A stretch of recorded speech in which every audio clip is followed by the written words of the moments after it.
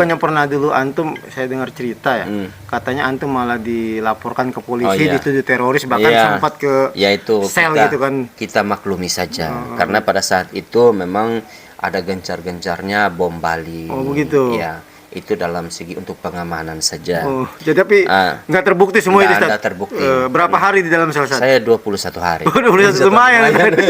Lumayan. Tapi yang laporin keluarga? Keluarga yang laporin. Cuma tapi ya antum nggak dendam. Tetap saya silaturahmi. Karena di sisi lain ya bukan apa, saya maklumi juga. Karena keluarga mayoritas Kristen dan juga mereka itu tidak tahu apa-apa. Dan mereka tidak tahu mana Islam yang betul-betul Islam, mana yang Islam yang melakukan pemboman ke sana, kan mereka tidak tahu. Yang penting Islam. Assalamualaikum warahmatullahi wabarakatuh. Waalaikumsalam warahmatullahi wabarakatuh. Alhamdulillah, hari ini kami kedatangan Ustadz Yusuf dari Sumba. Beliau ini salah seorang pendakwah Islam di Sumba. Kalau kita lihat wajah beliau ini sekilas mirip Ustadz Syafiq ya. Beliau memang kembaran Ustadz Syafiq, tapi beda ibu, lain bapak. Jadi dan siapa sangka kalau beliau itu nggak ada sama sekali darah Arabnya, Ustadz ya. Malah sebelumnya agama antum non Muslim ya, agama Kristen Protestan ya, Ustadz ya. Dan beliau jadi mualaf ketika beliau dulu kuliah di Jogja ya, Ustadz ya. Tahun 2001 Ustadz ya. 2001 masuk Islam. Boleh diceritakan sedikit Ustadz proses ya sedikit aja tentang gambaran antum tertarik dengan Islam gitu kan. Ya, kan biasanya kalau orang Sumba itu atau orang Timur itu kalau dia kuliah biasanya di komunitas mereka gitu kan, seperti itu. Terus kok antum malah justru walaupun hidup di komunitas mereka malah justru pindah ke Islam seperti itu. Bagaimana, Ustadz? Ya, alhamdulillah. Jadi pada waktu tahun 2000 saya ke Jogja itu tahun 99, tahun 2001 itu masuk Islam. Dan ya alhamdulillah ketika saat itu kebanyakan komunitas kita itu adalah komunitas orang-orang Timur yang ya tahu sendirilah dalam segi pergaulan dengan teman-teman sesama orang Timur berbeda dengan pergaulan dengan teman-teman orang-orang Jawa itu, Pak. Jadi insyaallah, jadi pada saat saya kuliah ya alhamdulillah saya lebih cenderung melihat bahwa saya datang ke Jogja datang buat apa. Gitu.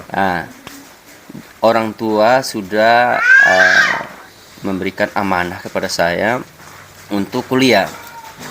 Jadi otomatis biar bagaimanapun juga sampai di Jogja itu ya niatnya saya yaitu kuliah, bukan untuk hura-hura lah seperti itu. Nah, antum juga aktif ya, Ustadz ya, dalam kegiatan gereja waktu kuliah, Ustadz? Iya. Betul, alhamdulillah ketika di fakultas di situ kan ada namanya organisasi GMKI.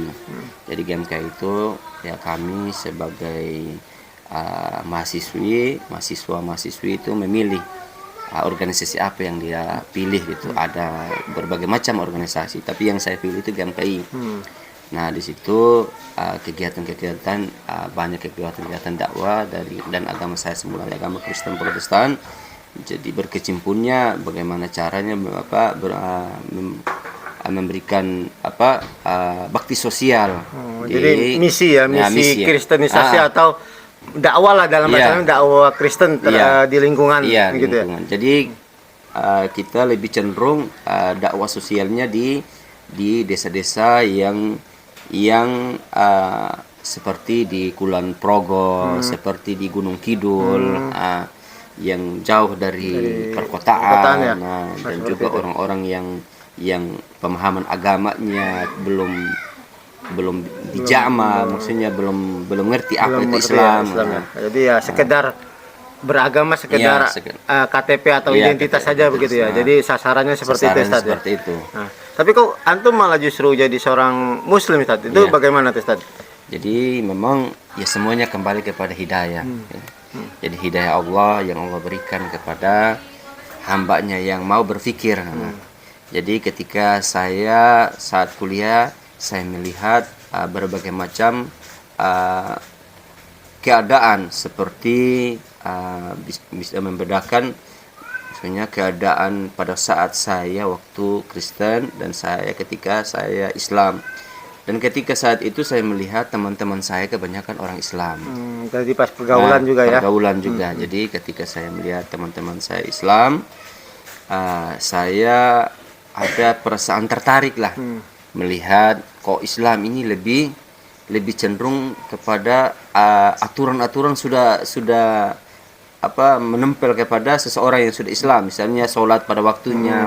Ketika seorang wanita dia harus berhijab, ada aturan-aturan. Sedangkan kami di Nasrani pada saat itu tidak ada aturannya. Seperti itu jadi ada ketertarikan. Jadi ketika saat itu cobalah iseng-iseng nanya sama ke teman ya? teman-teman, ngobrol biasa. Ngobrol-ngobrol, Tanya-tanya tentang Islam seperti apa.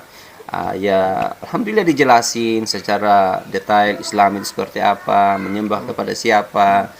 Dan yang paling terkesan buat saya adalah ketika yang paling utama yang saya tanya itu matinya. Tentang kematian ya? Iya, tentang kematian. Ya. Gimana? Jadi memang saat itu yang saya paling takuti itu adalah kematian. Ya, ketika saya tanya, ketika kami pada saat itu ketika masih Kristen, ketika seseorang dia meninggal pasti akan masuk surga. Itu orang Kristen seperti keyakinannya. Pasti ada masuk surga. Karena apa? Karena dosa-dosanya sudah diampuni. Nah, enak. Walaupun ya enak. Biar buat maksiat ya sudah ada yang ampuni dosanya. Itu yang dalam keyakinan sebelumnya. Jadi ini adalah bahan pertanyaan oleh teman-teman saya yang Muslim saat itu. Ditanya kayak gimana? Ditanya gini, Mas, saat itu namanya masih Julius ya. Nama antum Julius ya. Marganya apa, Ustaz? Ya. Marganya Waimuru. Ya. Kalau Ustaz Syafiq bahasa lama, kalau beliau tadi apa, Ustaz? Nama marga antum? Agak repot juga kalau dia ngomong. Susah ya. Susah. Jadi beliau ini nama aslinya Julius. Ya. Gitu kan. Jadi ya itulah ketika pada saat itu ditanya oleh teman ini yang Muslim, kalau kamu sudah meninggal kemana? Kami pasti masuk surga.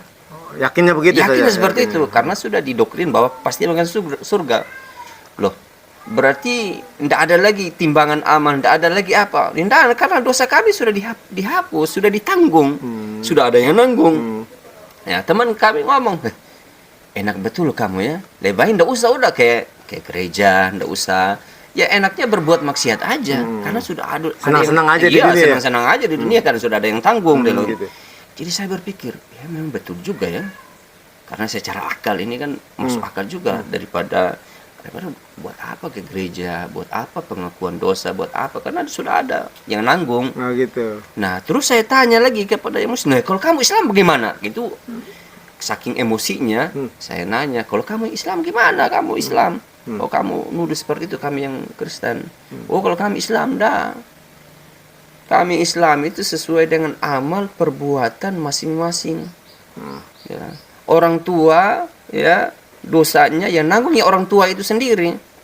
Anak yang dosa anak, ya anak itu yang nanggung sendiri.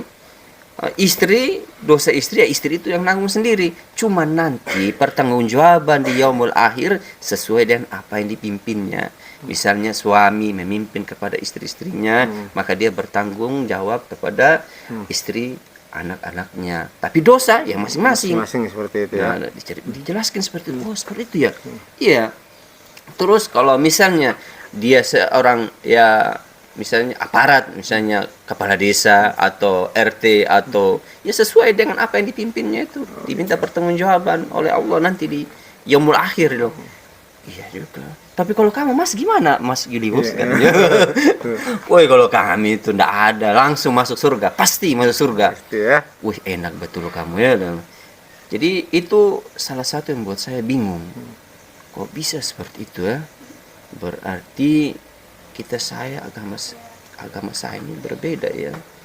Selama ini yang saya anut ini berarti salah selama ini sama. Jadi berarti orang bebas melakukan apa aja ya gitu. Nggak ada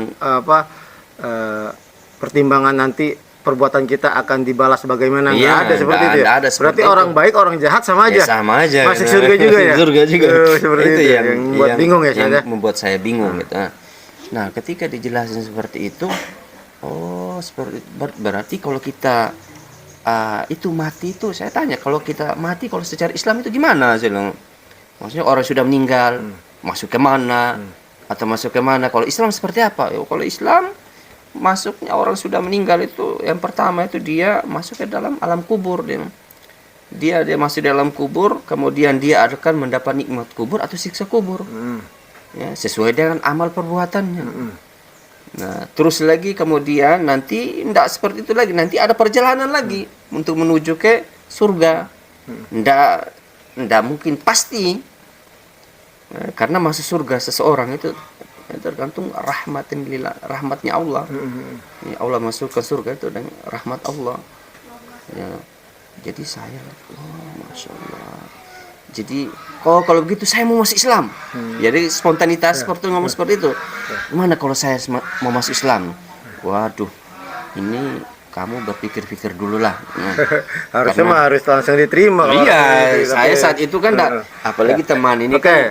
Nah, jadi ini kan ringkasnya Stad. Ya. Jadi kan antum kan kuliah di Jogja itu di jurusan apa, Stad? Ada di jurusan ilmu komunikasi. Oh, komunikasi ya. Ilmu komunikasi. Itu emang orang tua tujuannya antum pilihan sendiri atau orang tua? Sebenarnya itu orang tua itu suruh masuk ke ilmu pemerintahan. Pemerintahan. Pemerintahan ketika nanti pulang lulus dari pemerintahan bisa balik ke Sumba, kemudian bisa jadi lurah, bisa jadi camat, Kayak jadi itu ya. Pegawai PNS lah. Kalau gitu. nggak salah kan orang tua antum itu tokoh agama, Iya, pendakwah lah, iya, pendakwah Kristen ya, Iya. guru Injil ya, Iya, guru bahasanya. Injil, iya. Nah, ketika beliau tahu antum udah disuruh kuliah sama beliau supaya untuk meneruskan harapannya, tapi ternyata justru berpindah agama. Iya. Itu gimana tuh orang tua antum yang sebagai juru dakwah di Sumba mengetahui antum masuk Islam? Ya, jadi pada saat saya masuk Islam, keluarga semua yang ada di Sumba merasa sedih sekali, merasa sedih karena saya dianggap sebagai seorang pengkhianat. Sama Ya. sebegitunya. Ya. Nah, kalau kan minum dulu Ustaz. Ya. Biar Dianggap relax. sebagai- Ini apa teh kembang teleng pakai lemon, pakai madu. Ini insya Allah bikin relax. Karena antum tadi Ya. dibilang apa pengkhianat, jadi relax. Bismillah. Jadi ketika keluarga semua pada tahu di Wengapu Sumba Timur, jadi tahun 2003, nah 2003 itu kiriman itu seperti uang makan, uang kos, uang segala-galanya sudah langsung diberhentikan. Berhentikan jadi. Nah, Jadi diberikan. kuliah antum apa cari sendiri untuk menopang kuliah. Iya, gitu. harus cari sendiri sudah untuk menopang kuliah. Dan juga alhamdulillah ketika saat itu orang tua yang ada di Wengapu itu merasa dia sebagai tokoh dan sebagai panutan di masyarakat, di Sumba Timur itu, yang khususnya di daerahnya kami, itu merasa seolah-olah terpukul karena dia sebagai tokoh, anaknya masuk Islam, maka dia menghindar. Menghindar. Iya, menghindar itu selama setahun itu tidak pulang ke rumah. Nggak pulang ke rumah. Beliau kemana? Dia di Padang aja Jadi tidur, jadi antar makan. di Padang Savana begitu? Di Padang Savana buat buat kemah kayak gubuk atau gimana? Gubuk ya, dibuat gubuk. Jadi Mengasingkan diri lah. mengasingkan diri lah. Oh, jadi saking beliau merasa malu atau kecewa juga ya. anaknya yang justru diharapkan pulang sesuai dengan harapannya, malah justru pindah agama gitu kan, seperti itu ya.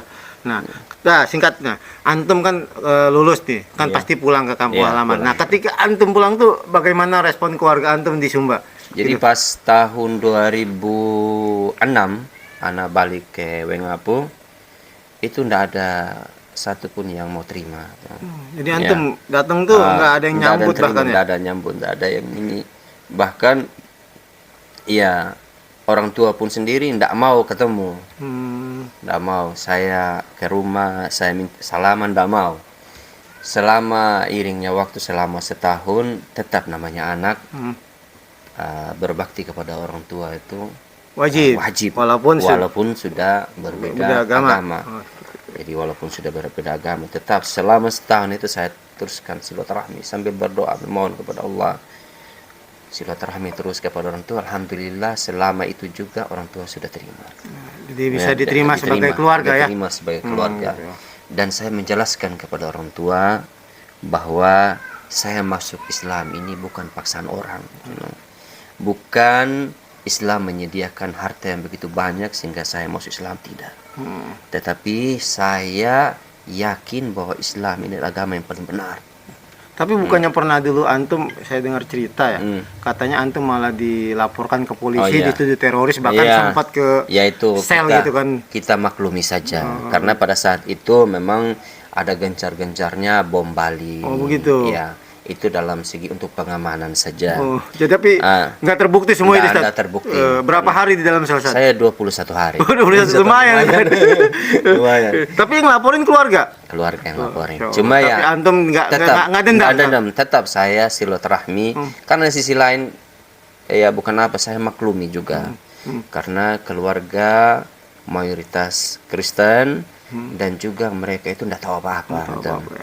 Dan mereka tidak tahu mana Islam yang betul-betul Islam, mana yang Islam yang melakukan pemboman ke sana, kan mereka tidak tahu. Yang penting Islam ya itu Islam sudah. Padahal itu Pahalnya orang-orang yang salah dalam mengamalkannya. Seperti Karena itu ya. memang kita maklumi saja.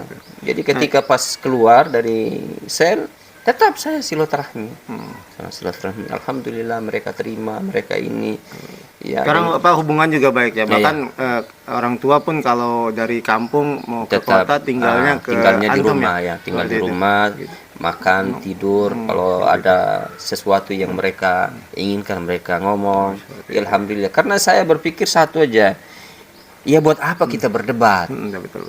Memang Nggak ada tapi gunanya. untuk dakwah di sana, Ustaz, itu lebih berat dakwah ke keluarga sendiri daripada orang lain. Ya, Iya, lebih berat. dari keluarga sendiri masih sedikit yang ikut jalan Ustadz pindah agama. Iya. Sedangkan kalau untuk orang sendiri kan sudah banyak Sudah yang banyak. alhamdulillah yang Iya, antum alhamdulillah, dakwakan iya. ya mungkin ya. Iya. Dan antum juga membina mualaf Iya, di Sumba, di Sumba seperti Timur, itu. ya. Nah, jadi Ustadz Yusuf ini ya beliau berdakwah di Sumba, membina mualaf di sana. Banyak mualaf yang melalui beliau dan bina bersama beberapa rekan-rekan di sana. Nah, alhamdulillah Ririani juga sejak setahun terakhir ini ya kita mensupport dakwah untuk di Sumba untuk para dai-nya dan untuk membina mualaf di sana.